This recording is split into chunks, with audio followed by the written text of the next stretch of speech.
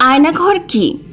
বাংলাদেশের প্রতিরক্ষা বাহিনীর counter terrorism intelligence bureau CTIB দ্বারা পরিচালিত একটি গোপন আটক কেন্দ্রের নাম আয়নাঘর।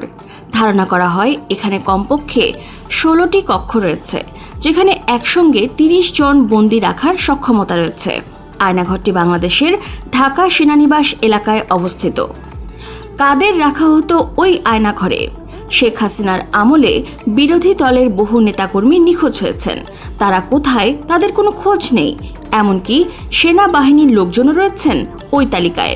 আয়নাঘর আসলে গোয়েন্দাদের একটি গোপন বন্দিশালা বা ডিটেনশন ক্যাম্প। রিপোর্ট অনুযায়ী আয়নাঘর থেকে খুব কম বন্দী মুক্তি পেয়েছেন, তবে কিছু বন্দীকে দীর্ঘ বিচার প্রক্রিয়ার মাধ্যমে মুক্তি দেওয়া হয়। অনেকেই আবার এনকাউন্টারের শিকার হয়েছেন। বাংলাদেশে এই জাতীয় ঘটনার তদন্ত প্রায় হয়নি বললেই চলে। আয়নাঘরে রাখা অনেকেই দিনের পর দিন অত্যাচার সহ্য করতে না পেরে মারা যায়। তারপর লাশ সরিয়ে দেওয়া হয়। যাদের গ্রেফতার করা হয় তাদের খাতা কলমে কোনো তথ্য রাখা হয় না।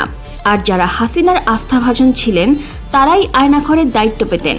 আয়নাঘরের বন্দীদের সঙ্গে তাদের পরিবারের সদস্যদের দেখা করা বা যোগাযোগের কোনো আইনও ছিল না। বিচার বহির্ভূত হত্যাকাণ্ড সহ এইসব ঘটনার জন্য জাতিসংঘ ও বিভিন্ন মানবাধিকার রক্ষাকারী সংস্থা যেমন হিউম্যান রাইটস ওয়াচ ও অ্যামনেস্টি ইন্টারন্যাশনাল তৎকালীন বাংলাদেশ সরকারকে নিন্দা প্রস্তাব জানায়। এ সময় গুম হয়ে যাওয়া পরিবারের সদস্যরা মায়ের ডাক নামে একটি প্ল্যাটফর্ম তৈরি করেন। এখানে যাদের পরিবারের সদস্যরা বাংলাদেশে 2009 সাল থেকে আজ পর্যন্ত আওয়ামী লীগ নেতৃত্বাধীন সরকারের শাসনামলে সরকারি সংস্থা কর্তৃক বলপূর্বক গুমের শিকার হয়েছে, সেই ঘটনাসমূহকে সামনে আনার জন্য এই সংগঠনের সৃষ্টি হয়।